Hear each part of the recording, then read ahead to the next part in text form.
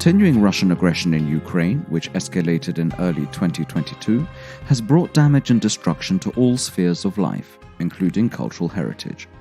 Historic buildings, museum collections, libraries, and intangible heritage are all at threat. The international community has attempted to help protect and digitize the cultural treasures of Ukraine and save them for posterity. The Europa Nostra Heritage Hub in Kraków plays an active role in popularizing Ukrainian heritage, supporting the brave actions for the protection of cultural goods and inspiring projects.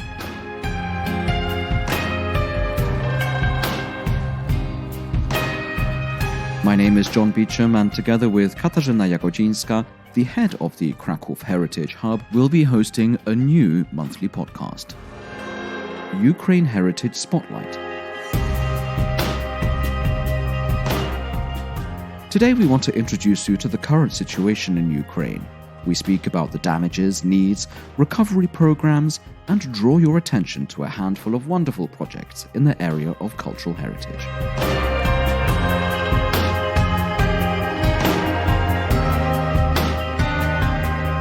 Our guest for this episode is Dr Natalia Moussienko, a Vice President of Europa Nostra and a coordinator of the International Heritage Solidarity Fellowship for the Ukrainian Defenders of Cultural Heritage. She is a leading research fellow at the Modern Art Research Institute of the National Academy of Arts of Ukraine in Kyiv, and is also an expert in cultural heritage of the Ukrainian Cultural Foundation.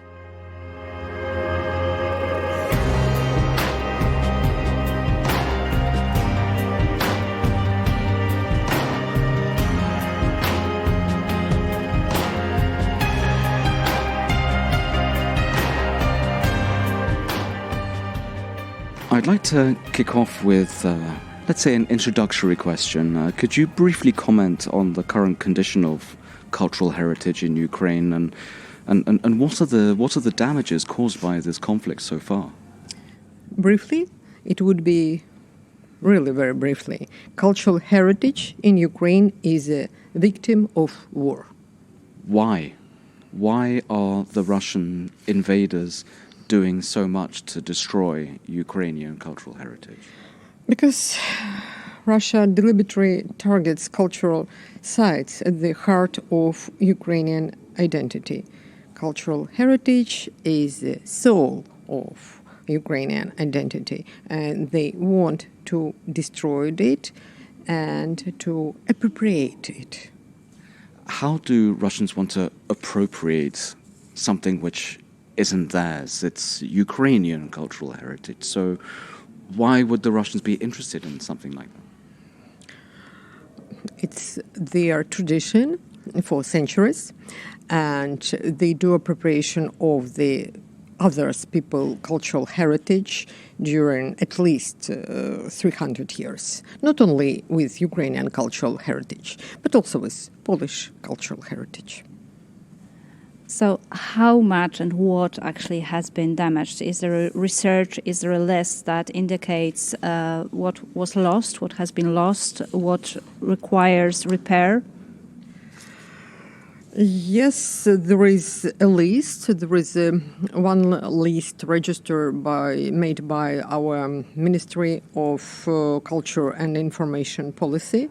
It continues to record damage to cultural infrastructure facilities in Ukraine as a result of Russian aggression.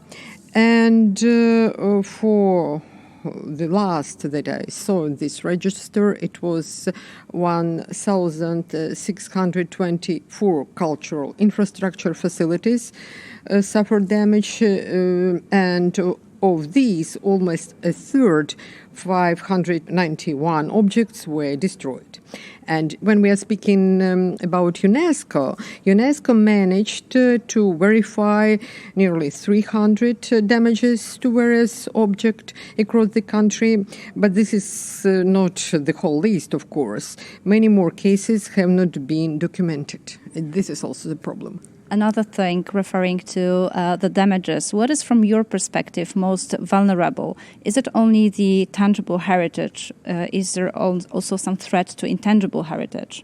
Of course, for both intangible and intangible. For intangible heritage, you should speak to our last Europa Nostra last year public award winner, Vyshyvanka Day, and they will tell you how they are saving now in the dramatic circumstances intangible heritage, our Vyshyvanka. Even in Poland now we have the Vyshyvanka Day. All the Ukrainians living in Poland, they come out with their Vyshyvanka. Come on, you had Vyshyvanka before, because I think Vyshyvanka is very popular, and I always insist to have such a big European project, European Vyshyvanka. Everybody has Salo, everybody has Vyshyvanka. It unites. It is uniting people. What's great about Vyshyvanka that it actually develops and expands, so millions of people actually celebrate with wearing those embroidered shirts and skirts and scarves. So the image and the photographs that the museum in Czernowce is distributing is like wonderful. Another thing is heritage professionals. During the war, when the war began, a lot of professionals also left Ukraine, going to some other locations, including Poland, including Kraków. So we're wondering whether right now are you lacking the expert workforce in museums, libraries, heritage sites? Of course, we are lacking this force, and I would like to mention that our heritage professional, they did not go only to Kraków, they also went to army, serving and defending the motherland, and this is very important. So the whole of Europe, including institutions and organizations specialized in cultural heritage, they are now wondering how to help best. So how would you identify the current needs of Ukraine in terms of cultural heritage, preservation, restoration? I think you should better ask this question in Lviv in October 23. Lviv will host a major conference on the cultural heritage in war in Ukraine. The main target of this conference, of course, is the reconstruction, renovation, and I know the specialist architects from Kyiv who are going there, and as far as I know, our Romanian colleagues also are going there, architects. So it will be really very important conference to focus the needs of Ukraine in this. But I would like to tell you also that last November 22, I attended also a symposium on the Ukrainian reconstruction made by the Swedish colleagues in Stockholm. So this question is on the table. The point is that each day, with new instructions, we need more and more funds. Is it just about funding, or is it also about finding the right professionals to do the job?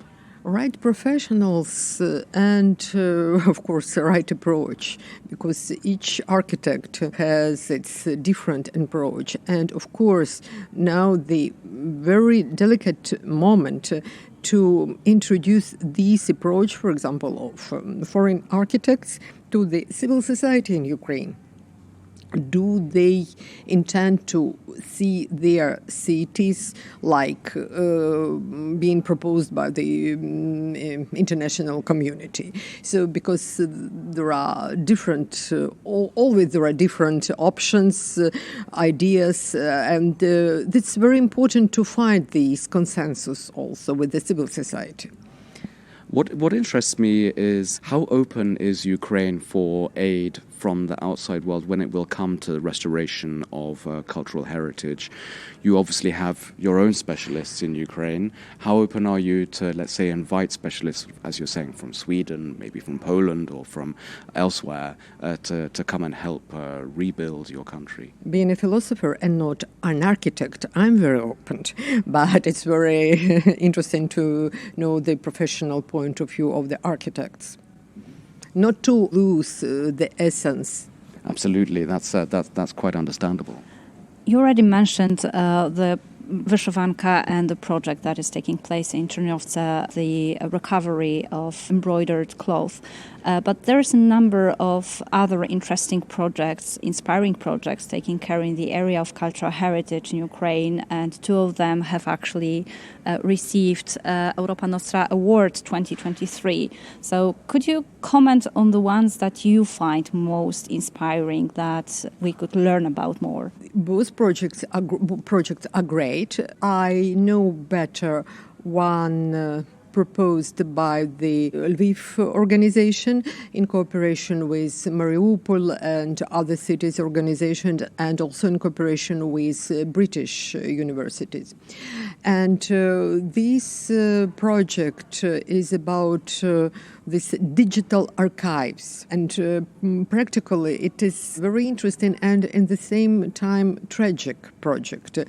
I visited their local ceremony in late August 23, and I realized that it was a premonition of war, if you wanted, because what did they did the archives of the places that do not exist now. I'm speaking about, for example, about Mariupol. So they did these digital archives. So very interesting, very inspiring that they did it. Unfortunately, that this project has such a tragic war aspect and accent, but still it is so important that they can transfer this message to the international community, and that's why they are here and will receive award. Maybe you could say a bit more about other projects that were not awarded, but you know that are taking place. Maybe they are in the course of action. I would like to say that there are a lot of projects of Ukraine coming now. And, for example, I was in this selection committee of one of the nomination, and there were 74 projects who were proposed for nominations and 23 from Ukraine. So in spite of all the difficulties of the war, people want their project to be exposed internationally, and they understand how it is important that international community see these projects. What's important now? Is it like, for instance, for the other countries, for the international community to initiate collaborative projects with Ukrainian colleagues, or how do you see it? There are always different sorts of collaborations. There are, of course, the collaboration state with state. There are collaboration of international organizations, as, for example, as UNESCO, with some other projects or some other representative of cultural heritage in Ukraine. By the way, as far as I know, UNESCO is going to open its hub in Lviv in October 2023. But I would like to point out how important is the collaboration with the civil society, how important is when the funds are going directly to the defender of the cultural heritage. And that's why I would like to bring your attention to the absolutely amazing, fantastic project, Heritage Solidarity Fellowship for Ukraine, initiated by Europa Nostra, and of course supported, and the Global Heritage Fund, with major contribution of International Alliance for the Protection of Heritage in Conflict Areas, through the support of the European Union and other donors. So what is this project, this fellowship is about? We had created in Ukraine also selection committee. We made 2 calls in April 22 and in May 23, and we selected 238 Ukrainian heritage defenders to receive this solidarity support. What does it mean? These people who are really in demand, in hardship, received their support, and we know that they practically on the front lines. Some of them are in the occupied zones. Of course, the majority are women, because this is cultural heritage has women face. It is known fact. And the people even did not believe that they got this fellowship because it was possible to nominate somebody. So, for example, I know this person and I nominated that person. And maybe even I did tell to this person not to give, some inspirations without base. So, and people then they called, for example, a small library, some 7 kilometers from the Russian board, and the director of 3 people received this fellowship, and she called it, should I make new windows because we are being bombarded every day and we don't have windows. You make what do you want? The idea of this amount is to help you personally. Yes, okay, I shall put new windows. So this is really the intentions of the cultural defenders.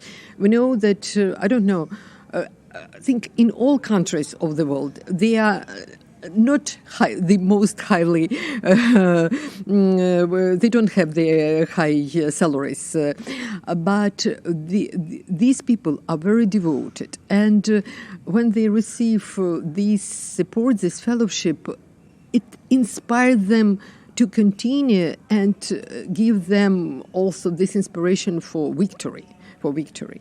Of course, it is not easy to make fund transfer to the occupied zone, but we have managed to do this because we know that the deoccupation is coming and our people are there. So what I'm speaking about, I'm speaking that very important is to deal with people directly. And the things that cannot be done by any ministry or official public organization could be done by the organizations as Europa Nostra. And this is the mission of Europa Nostra, to support people who are doing with cultural heritage. Дякую. Прошу. And that wraps up this episode. Join Katarzyna Jagodzińska and myself, John Beecham, for more from the Kraków Heritage Hub. Just like, share and subscribe to stay in the loop. Many thanks for listening, and do join us again next time. Bye-bye.